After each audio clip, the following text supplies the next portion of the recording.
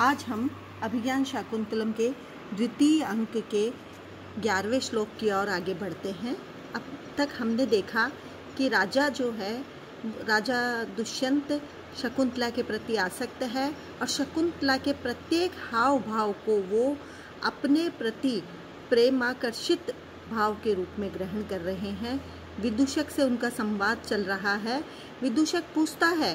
कि अत्र भवंत अंतरेण कीदृश्य है तस्या दृष्टि राग है, कि उस शकुंतला का आपके प्रति प्रेम युक्त दृष्टि कैसी थी। तब राजा उसका उत्तर देते हुए कहते हैं, अभिमुखे मयि संवृत मीक्षणम हसित अन्य निमित्त कथोदयम विनय वारित वृत्ति रतस्तया न विवृतो मदनो न च संवृत है, कि मई मन मेरे प्रति अभिमुख सामने दृष्टि डालने पर ईक्षणम उसने अपनी ईक्षा मन दृष्टि को संहृतम हटा लिया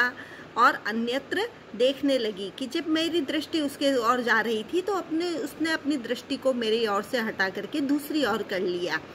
और अन्य निमित्त कथोदयम कथा कहने या किसी बात का बहाना लेकर के हसीतम वह हंस ली थी। हंसी अर्थात अन्य बहाने से हंस जाती थी। अतः इस प्रकार से तया उस शकुंतला ने विनय वारित वृत्ति विनयशीलता के कारण वारित मन रोक दी गई है प्रवृत्ति वाले ऐसे मदन है काम भाव को न विवृत है, न तो भली प्रकार से प्रदर्शित ही किया है, न च संवृत है और न छिपाने का प्रयास ही किया है। यहाँ शकुंतला की दृष्टि का हटाना और अन्य बातों के बहाने से हंसना आदि क्रियाओं को राजा अपने प्रति प्रेम भाव के रूप में देख रहे हैं। राजा कहते हैं कि यद्यपि शकुंतला ने दुष्यंत से दृष्टि नहीं मिलाई, न कोई सामने वार्तालाप किया, न उसकी ओर देखकर मुस्कुराई, तथापि दुष्यंत को उसके हाव भावों के अंतर्गत यह ज्ञात हो गया कि शकुंतला भी उस पर अनुरक्त है, क्योंकि वह राजा के दृष्टिपात को देखते ही अपनी दृष्टि को अन्यत्र घुमा लेती थी और अन्य कारणों से शकुंतला उसके प्रति आसक्त है। इन भावों से किसका चित्त अनुरंजित नहीं होगा। शालीनता पूर्वक वह अपने भावों को प्रकट भी कर रही थी कि वह राजा पर अनुरक्त है। तो न तो उसने भावों को सीधे प्रकट किया है और न छिपाने का ही प्रयास यहाँ शकुंतला के द्वारा किया गया है। इस श्लोक में द्रुत विलंबित छंद का प्रयोग किया गया है। फिर राजा और उदाहरण देते हुए कहते हैं, दर्भांकुरेण चरणः क्षत इति अकांडे तन्वी स्थिता कतिचिदेव पदानि गत्वा आसीद् विवृत वदना न विमोचयन्ति शाखासु वल्कल असक्त अपि ध्रुमाणाम, कि वह तन्वी, वह कोमल अंगों वाली, सुकुमार अंगों वाली, वह इकहरे बदन वाली, कतिचिद एव कुछ ही कदम आगे चल करके, पदानि गत्वा कुछ कदम आगे जा करके, अकांडे अचानक एकाएक जो है वो दर्भांकुरेण दर्भ अंकुर के कुश अग्रभाग से चरणः क्षत है, मानो उसका पांव घायल हो गया हो अर्थात पैर में कांटा चुभ गया हो, इति यह कह करके स्थिता रुक गई और द्रुमाणाम वृक्षों की शाखाओं में असक्तम बिना उलझे हुए भी वल्कल वस्त्रों को विमोचयंती छुड़ाते हुए विवृत वदना खुले मुख की ओर मुख करके, मेरी ओर मुख करके, परांगमुखी होकर के आसीत मानो स्थित बैठ गई थी। कि तपोवन से आश्रम को लौटती हुई शकुंतला का मन दुष्यंत को छोड़ने और विलग होना नहीं चाहता था। आसक्त हृदय वह न तो मुख से कुछ कह सकती थी और न प्रत्यक्ष अपने प्रेम को व्यक्त कर सकती थी। अतः अचानक यह कहकर रुक गई कि पैर में कांटा चुभ गया है, ताकि लौटते समय वह एक बार मेरा स्वरूप पान कर सके। पुनः वृक्षों में न उलझे हुए भी वल्कल वस्त्रों को छुड़ाने के बहाने कुछ देर तक ठहर कर मुझे देखती रही थी। अहो, प्रेम की गति बड़ी विचित्र है। अतः किसी नायिका के प्रति यह उक्ति सर्वथा सत्य ही घटित होती है तो यहाँ असक्तम अपि विमोचयन्ति विरोधाभास अलंकार है।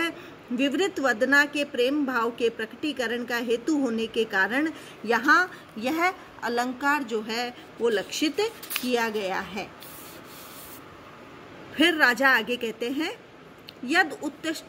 यद तिष्ठति वर्णेभ्यो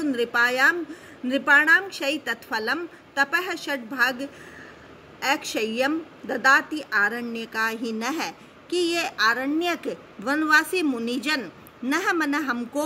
अक्षय्यम कभी नष्ट न होने वाले तपः षड्भागम तपस्या के छठे भाग को ददाति देते हैं, जो वर्णेभ्य है चारों वर्णों से, ब्राह्मण क्षत्रिय वैश्य और शूद्र वर्णों से, यत जो भी कर रूप में उत्तिष्ठति उपलब्ध होता है, नृपाणाम मन राजाओं के लिए, तत्फलम उस का धन का फल अर्थात ऐश्वर्य भोग आदि क्षयी विनाशशाली है, किंतु आरण्यकाः ये मुनिजन हमें जो अक्षय्यम फलम कभी नष्ट न होने वाले तपः षड्भाग्यम अपनी तपस्या के छठे भाग को देते हैं, वो हमेशा अक्षय ही रहता है। तो यह रत्नादि से भी तपस्या के षष्ठांश अधिक श्रेष्ठ यहाँ पर घोषित किया गया है, अतः यहाँ पर व्यतिरेक अलंकार दिखाई देता है। फिर आगे कहा है, अध्याक्रांता वसति अमुना अपि आश्रमे सर्वभोग्ये रक्षा योगाद अयमपि तपः प्रत्यहं संचिनोति अस्यापि ध्यां स्पृशति वशिनः चारणद्वन्द्व गीतः पुण्यः शब्दो मुनिरिति मुहुः केवलम राजपूर्वः, कि अमुना अपि इस दुष्यंत ने भी सर्वभोग्य सभी के द्वारा उपभोग करने योग्य आश्रमों को आश्रमे इस गृहस्थाश्रम में वसति निवास करता है, कि यह राजा सभी के द्वारा उपभोग करने योग्य गृहस्थाश्रम में निवास करता है, और रक्षा योगात प्रजा के रक्षा योग से अयमपि यह राजा दुष्यंत भी प्रत्यहम प्रतिदिन तपः अपने तपस्या के छठे भाग को संचिनोति संचय करता है, वशिनः जिसने अपनी इंद्रियों को वश में कर लिया है, अन्यदपि इस राजा का भी केवलम राजपूर्व है, केवल राज शब्द पूर्व वाला, पुण्य है पवित्र, मुनि ही इति शब्द है ऋषि, यह शब्द चारण द्वंद्व गीत है, चारणों के युगलों के द्वारा गाया जाता हुआ, मुहुः बार बार, ध्यान मन स्वर्ग लोक तक, स्पृशति स्पर्श करता है, कि इस राजा दुष्यंत ने भी सभी के द्वारा उपभोग के योग्य गृहस्थाश्रम को अपना निवास स्थान बनाया है। प्रजा के संरक्षण रूपी योग से यह भी प्रतिदिन तप का संचय करता है। जितेंद्रिय इस राजा का भी केवल राजपूर्व वाला पवित्र मुनि, यह शब्द चारण जोड़ों द्वारा गाया जाता हुआ बारंबार स्वर्ग का स्पर्श करता है। तो प्रस्तुत श्लोक के द्वयर्थक है, इसमें एक अर्थ राजा के पक्ष में है तो दूसरा अर्थ मुनि के पक्ष में प्रस्तुत किया गया है। आगे फिर कहा है कि दूसरा द्वारपाल आता है और वो राजा की प्रशंसा करते हुए कहते हैं, नेतत् चित्रम यदय उदधि श्याम सीमाम धरित्री एकः कृष्णाम नगर परिघ प्रांशुबाहुर भुनक्ति आशन संते सुर युवतयो बद्ध वेरा ही दैत्यै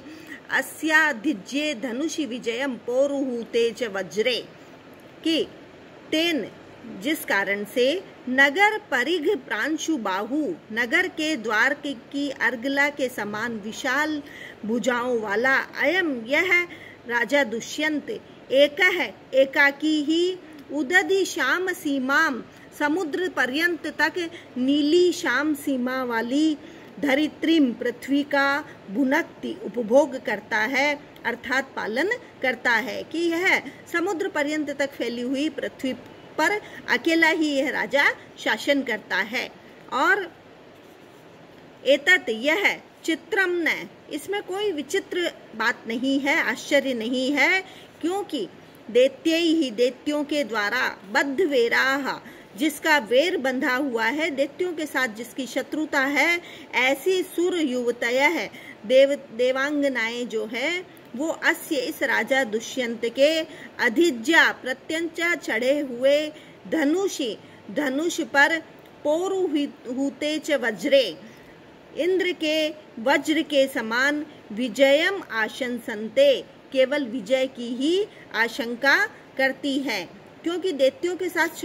शत्रुता रखने वाली देवताओं की सुंदरियां उस राजा के प्रत्यंचा चढ़े हुए धनुष पर और इंद्र के वज्र पर ही विजय की आशा रखती है। तो इंद्र की राजा दुष्यंत से मित्रता है, ये भी यहाँ पर पूर्णतया परिलक्षित किया गया है। फिर आगे कहा है अनुकारिणी पूर्वेशाम युक्त रूप इदम त्वयि आपन्ना भय सत्रेषु दीक्षिताः खलु पूर्वाः कि पौर्वाः पूर्वेशाम अपने पूर्वजनों के अनुकारिणी का अनुकरण करने वाले त्वयि हे राजा तुम्हारे विषय में इदम युक्तम रूपम यह पूर्ण रूप से उचित है। वस्तुतः पौर्वाः पूर्ववंशी राजा लोग आपन्ना भय सत्रेषु विपत्ति में ग्रस्त जनों को अभय दान दे करके यज्ञ के द्वारा दीक्षित करते हैं, अर्थात उनका यह व्रत रहता है कि वे विपत्ति में ग्रस्त लोगों को दान रूप यज्ञ आदि से प्रतिष्ठित करें। तो आप अभय दान दे करके आपने स्वयं ने हे दुष्यंत यह प्रमाणित कर दिया है कि आप अपने पूर्वजों के पद चिन्हों पर ही चल रहे हैं, पूर्ववंशी राजा शरणागत वत्सल रहे हैं और आप पूर्वजों के तुल्य महाराजा दुष्यंत की शरणागत को शरण देने वाले आपत्ति से पीड़ितों की सहायता करने में सर्वथा तत्पर दिखाई देते हैं। फिर विदूषक कहता है कृत्यो भिन्न देशत्वा द्वेदी भवति मे मनः पुरः प्रतिहतम शैले स्रोतः स्रोतवहो यथा कि यथा मन जिस प्रकार से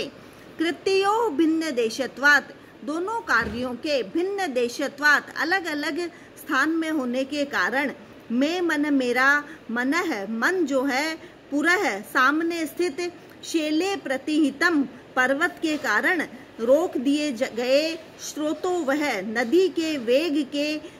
स्रोत मन प्रवाह के समान है। यथा जैसे द्वेधी भवती ऐसा ही मैं दुविधा से युक्त हो गया हूँ कि दोनों कार्य जो हैं वो भिन्न स्थानों पर होने वाले हैं। और जिस तरह से शैल पर्वत के द्वारा किसी नदी के वेग को रोक दिया जाता है तो वह नदी का वेग दो भागों में बट जाता है। तो यहाँ पर राजा के पास जो संदेश आया है वो माता के द्वारा आया है कि गुरुजनों ने आज्ञा दी है कि आप पुनः